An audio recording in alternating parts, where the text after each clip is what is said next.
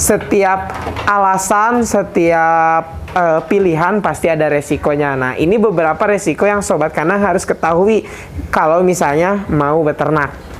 Nah, selanjutnya apalagi nih Sob? Selanjutnya adalah hal-hal yang sepele ini tapi bikin rugi. Salah satunya adalah kenapa sih domba juga bisa jadi faktor untuk merugikan gitu bagi para peternak. Jadi Sob, untuk peternak, apalagi untuk peternak-peternak muda, peternak-peternak pemula nih yang biasanya hobi kontes terus juga tangkas, biasanya dia terlalu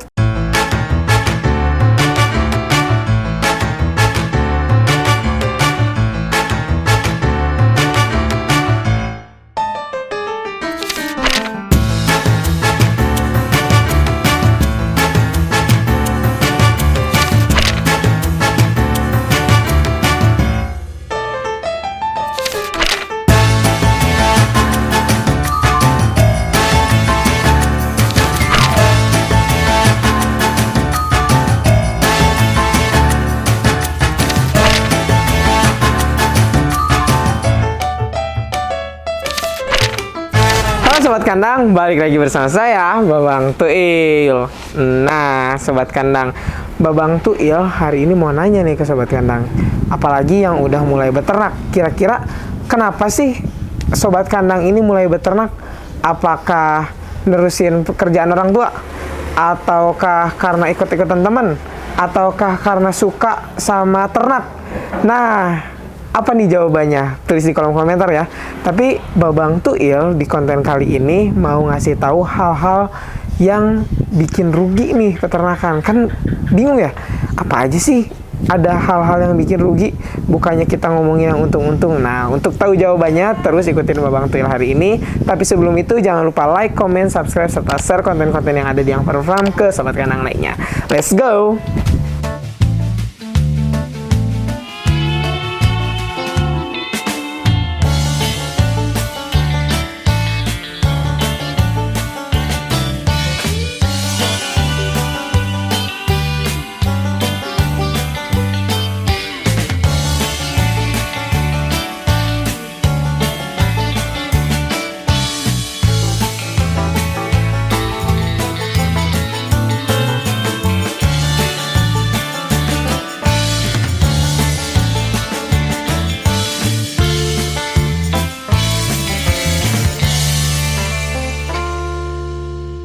Nah Sob, tadi di awal kan Babang Tuil udah bertanya nih, apa sih alasan Sobat Kandang untuk beternak?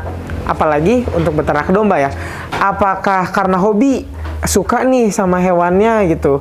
Apalagi kan kalau domba itu ada SKDGS nih, ketangkasan domba Garutnya. Atau karena diajak temen, karena ngeliat ada influencer-influencer yang udah sukses beternak domba, ngeliat dari YouTube, TikTok, Instagram gitu. Atau karena melanjutkan pekerjaan orang tua nih, karena misalnya orang tuanya dulu adalah peternak, sehingga melanjutkan usaha peternakan. Atau karena Sobat Kandang ini pengen punya usaha sampingan, apalagi yang sudah pensiunan-pensiunan nih pengen beternak. Nah, apapun alasannya pasti mulia kalau misalnya alasannya itu positif, seperti ingin memenuhi kebutuhan protein hewani, ingin memenuhi kebutuhan ibadah, dan ingin menjaga ketahanan pangan gitu. Hal-hal tersebut positif gitu. Tapi setiap alasan, setiap pilihan pasti ada resikonya. Nah, ini beberapa resiko yang Sobat Kandang harus ketahui kalau misalnya mau beternak. Nah, kalau ngomongin soal kerugian, pasti ada beberapa faktor nih. Ada hal yang terduga ataupun tidak terduga, secara sadar maupun tidak sadar, yang besar maupun yang kecil nih, yang membuat kos membengkak sehingga rugi. Kita bahas satu-satu ya. Nah, yang pertama biasanya untuk peternak-peternak awal pemula gitu yang tergiur dari tontonan Instagram, YouTube, TikTok gitu, melihat kandang orang yang bagus, estetik, bahannya bagus, catnya bagus, diukir dan lain-lain, sehingga tergiur nih, sementara kitanya aja belum siap gitu secara ilmu beternaknya dan lain-lain, sehingga ingin membuat kandang yang bagus tapi ternyata malah tidak sesuai dengan fungsinya dan biaya kosnya membengkak sehingga akhirnya rugi. Nah, Sobat Kandang nih, jangan sampai kita terlalu nafsu untuk membuat kandang gitu. Kalau untuk di awal ya secukupnya saja gitu, bahannya yang bagus tapi murah, terus juga nggak usah terlalu yang diukir-ukir kecuali memang modalnya besar gitu ya, dan tahu akan resikonya. Tapi kalau misalnya di awal-awal sih ya secukupnya aja gitu, yang sesuai dengan fungsinya, yang penting tujuannya tercapai. Nah, kalau tadi kita udah bahas soal kandangnya, sekarang kita bahas soal dombanya nih. Kenapa sih domba juga bisa jadi faktor untuk merugikan gitu bagi para peternak? Jadi sob, untuk peternak, apalagi untuk peternak-peternak muda, peternak-peternak pemula nih yang biasanya hobi kontes terus juga tangkas, biasanya dia terlalu kegiur gitu membeli domba kasep mah banyak. Nah, kalau misalnya domba yang kayak gini kan memang mahal gitu, jadi cukup secukupnya aja gitu sebagai koleksi, atau memang beberapa ekor tapi sebagai pejantan yang unggul. Jangan sampai tidak efektif. Kita malah belinya banyak. Contoh mau breeding, kita beli 10 ekor yang jantan gini, tapi betinanya cuma punya 4 ekor, kan percuma ya. Yang jantannya ini hanya diem aja gitu, nggak bisa dikawinin. Sementara kalau misalnya mau breeding, itu sebenarnya cukup satu pejantan yang kasep, yang bagus, yang ganteng, dengan 10 ekor betina gitu. Jadi nanti anakan-anakannya juga bisa banyak gitu.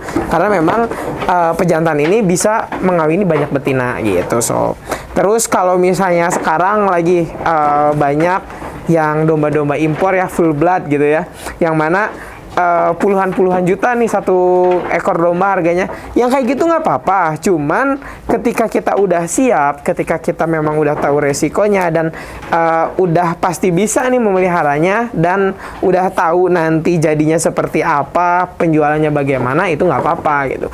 Tapi jangan sampai karena kita tergiur nih, wah ini domba bagus, bla bla bla bla bla bla, kita beli yang puluhan juta, nanti malah rugi gitu sob.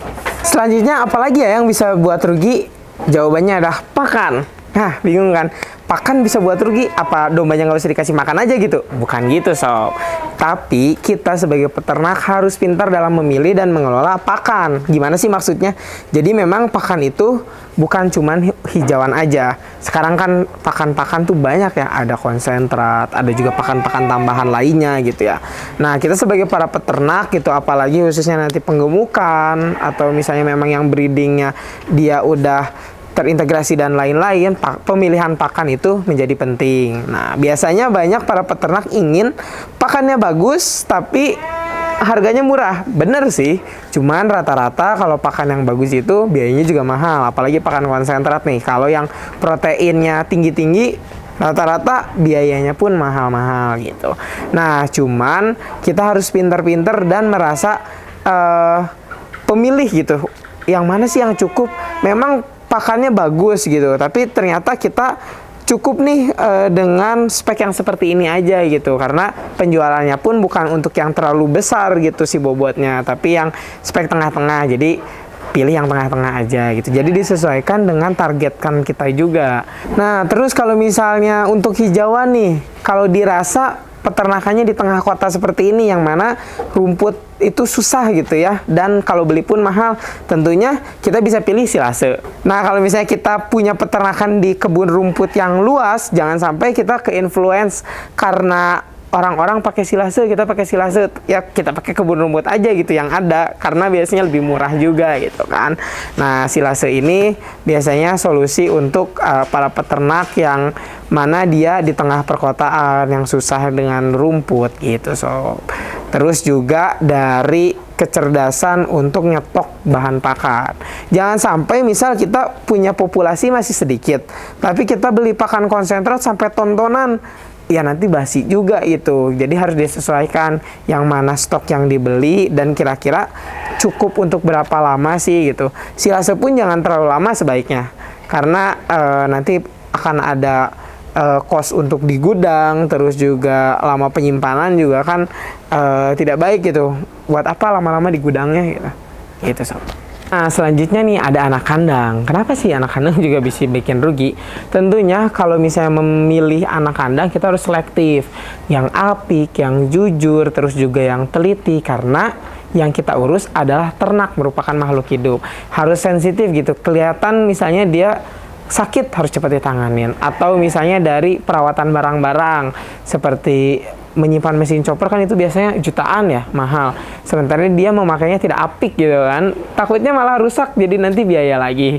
Nah, terus juga dari kebutuhan. Nah, misalnya kita punya 100 ekor.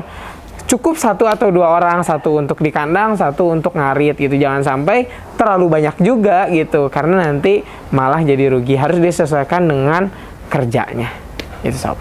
Nah, selanjutnya kebersihan. Bingung kan? Padahal hal simple, tapi bisa buat rugi juga. Walaupun memang kandang itu identiknya sama kotor, tapi tetap harus dijaga kebersihannya. Kenapa? Karena kalau misalnya nanti kotor akan berakibat terhadap lembab, sarang penyakit, virus, bakteri, dan lain-lain. Yang mana berpengaruh juga nanti ke dombanya. Kalau misalnya dombanya sakit, tentu bisa jadi rugi karena kita harus mengeluarkan kos untuk perawatan. Apalagi kalau dombanya sampai mati, jelas itu nanti merugikan nih bagi para peternak gitu sob. Nah, selanjutnya apalagi nih sob? Selanjutnya adalah hal-hal yang sepele ini tapi bikin rugi. Salah satunya adalah anak kandang yang bermalas-malasan. Maksudnya gimana sih? Karena harus apik, teliti, bersih, dan juga jujur, anak kandang ini memang harus tepat waktu juga, nggak boleh bermalas-malasan. Contoh, mengganti air itu nggak boleh telat. Jadi harus, kalau di yang Farmer Farm minimal 2 kali sehari. Terus juga harus terisi terus lagi. Kalau misalnya sampai nggak keisi, itu nanti berpengaruh ke metabolisme, berpengaruh ke konversi pakan, pertumbuhan bobot badan, dan lain-lainnya. Terus pemberian pakan yang konsisten jadwalnya, karena kita udah ada jadwal, itu harus konsisten. Jangan sampai rubah-rubah, jangan sampai telat, atau jangan sampai malah kecepatan juga gitu sob. Terus misalnya tadi ya soal kebersihan, terus melihat domba yang kukunya udah panjang gitu, harus potong rutin. Kalau misalnya bulunya juga udah panjang, harus kita cukuri, nanti berpengaruh ke nilai jual dan pertumbuhan bobot badan. Hal-hal sepele yang seperti itu juga kalau misalnya dibiarin lama-lama malah bikin rugi sob. Jadi harus diatasin itu agar nggak rugi. Nah, sobat kandang, tadi kan udah tahu ya beberapa hal yang bisa buat rugi, ternyata malah hal-hal kecil gitu, hal-hal sepele. Tapi kalau hal-hal sepele ini dibiarin malah jadi rugi gitu. Makanya mulai sekarang ayo kita tertib, teliti, bersih, rajin, jujur, tepat waktu, dan hal-hal positif lainnya gitu. Kita harus membiasakan budaya kita, terus juga sikap kita, karena yang kita urus adalah ternak atau makhluk hidup gitu, yang mana tergantung dari pekerjaannya juga, tergantung dari kitanya juga nih sob. Makanya mulai dari menertibkan anak kandang, terus juga kebersihan, rajin potong kuku, mencukur bulu, sensitif terhadap domba-domba gitu, lebih diperhatikan agar tidak rugi nih sob. Oke sob, terima kasih banyak udah ikutin Babang Tuil hari ini keliling kandang, dan tadi ya ngobrol-ngobrol soal hal-hal yang bikin rugi gitu. Kalau nggak mau rugi, ikutin dan hati-hati gitu ya. Ingat beberapa hal yang tadi nih sob. Nah, selanjutnya mau bahas apa? Jangan lupa nih, tulis di kolom komentar ya. Kita nanti ketemu lagi di pertemuan-pertemuan selanjutnya. Bang Tuil hari ini pamit dulu. Jangan lupa like, comment, subscribe, serta share konten-konten yang ada di Yang Farm Farm ke sobat kandang lainnya. Maju terus peternak Indonesia, bangga menjadi peternak Indonesia. Bye-bye.